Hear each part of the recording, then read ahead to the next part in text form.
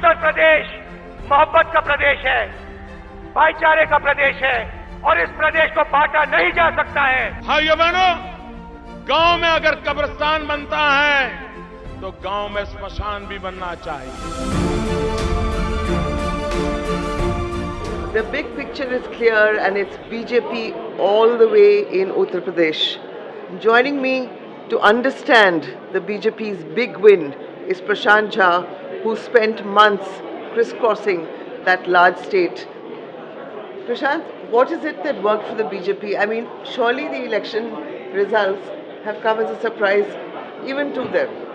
I think they have. When I was talking to BJP leaders, even in the final lap of the campaign, they were saying, yeah, I think we are comfortably single largest, maybe a majority. I think the scale of victory is astounding. I mean, this was a wave, and this was a wave that many of us could not see.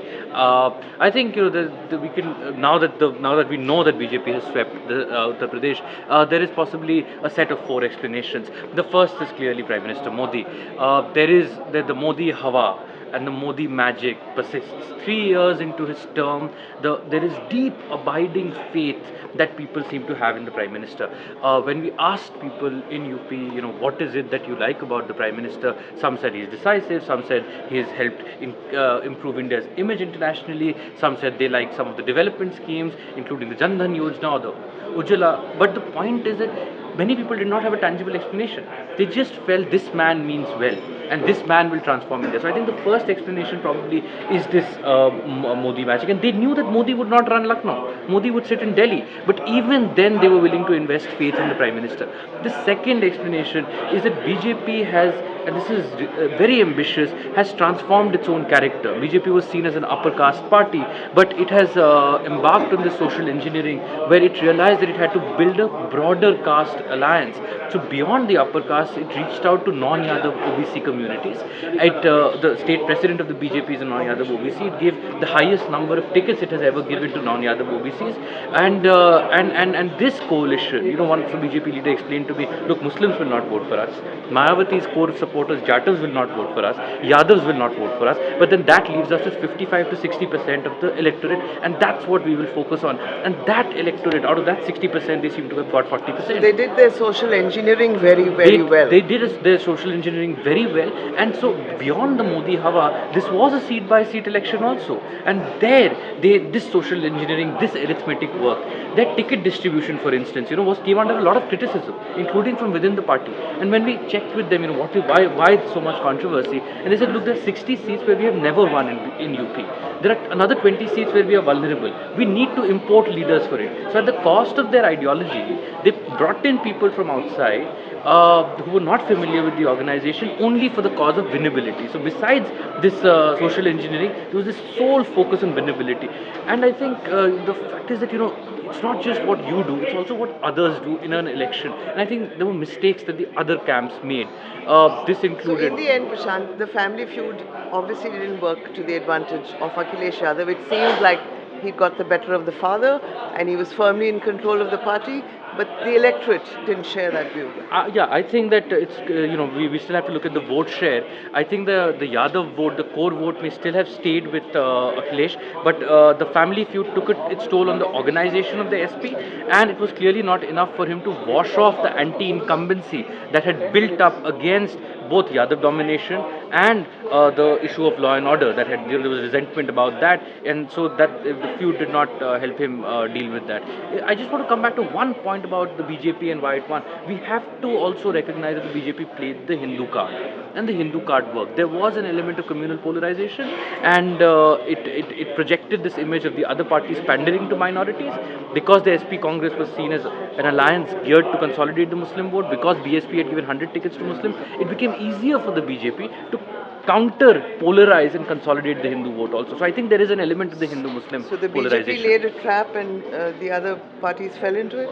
It is a vicious cycle in some ways where both sides feed into each other, but BJP exploited the opportunity very well, even if there were elements of the campaign that one would find unpleasant. The other big headline that's coming out of Uttar Pradesh, of course, is Mayawati. I mean, nobody expected her to do this badly. Her core constituency seems to have let her down. I mean, you take the results out of Bundelkhand, for example. Bundelkhand has always stood by the BSP, but she's had losses from there as well this time. I had, we still have to look at the vote share. Some reports suggest that she still was able to retain 20 to 22% vote share. The interesting thing with Mayawati is that even with 2022, like the Lok Sabha where she got no seats, but it's not enough for her to it's not enough for her to win seats. She needs that incremental vote of other communities, and that she's not getting at all. Even within the Dalit community, besides the Jata vote, she's not getting other votes. I think Mayawati will really. I think this is really a crisis for Mayawati because she lost 2012, she lost 2014, she is losing 2017, she will lose 2019 probably because she's not even in the race for the centre. And so the next election where she's going to compete is 2022. 10 years out of power for a party like BSP can be debilitating, especially when your social base, which is the Dalit base, the BJP is eyeing. The BJP is making inroads into precisely that Dalit base. So will she be able to retain the base? Will she be able to retain the organization? I have my doubts. It's going to be very, and she will have to introspect about a mode of functioning. Everybody, I think, recognizes that it's the beauty of Indian democracy that she, as a Dalit, has become the chief minister. But her style of functioning is feudal. She does not spend enough time on the ground. She does not travel to districts. She does not wage movements when she is in the opposition and leaves Dalits to their fate. She has not created a second generation of Dalit leaders within the party. All of this will come back to haunt her now. Also, her, allying with Dons didn't quite help her image, because a lot of people used to say that when it comes to law and order, Mayawati is the best, but even that took a hit. That took a hit, and BJP itself, was able to monopolize the law and order message also, despite Mayawati having provided a good semblance of good administration. I think it was very cynical politics. She thought that if she's going to get Mukhtar Ansari and a few other Muslim faces, she would end up consolidating the Muslim vote. That's clearly not happened. She may have got a fragment of the Muslim vote, but that Muslim vote was not enough for her to win. And finally, to end, a word of caution for the BJP, because it did not find a single Muslim candidate. It probably didn't want to, but now that it's in power, governance cannot exclude communities. I completely agree with you. One senses this about BJP campaigns from Delhi's borders all the way to Assam, where there is substantial Muslim presence. BJP begins with a -20 disadvantage because it's not getting Muslim votes. It's not even seeking Muslim votes, and so it ends up relying on this politics of communal polarization. There is no Muslim MP from Uttar Pradesh in the Lok Sabha, and there are going to be very limited Muslim political representation in the Vidhan Sabha, because out of 300 to 400, 300 out of 400 MLAs are BJP, and they don't have any Muslims. So the number of Muslims in the Vidhan Sabha will also be more limited. I think this is very this is dangerous, because you have to give representation to all communities, and if you don't give representation, alienation will deepen, and if alienation deepens, there could be possible radicalization. So electorally, I think this is a very dangerous game BJP plays.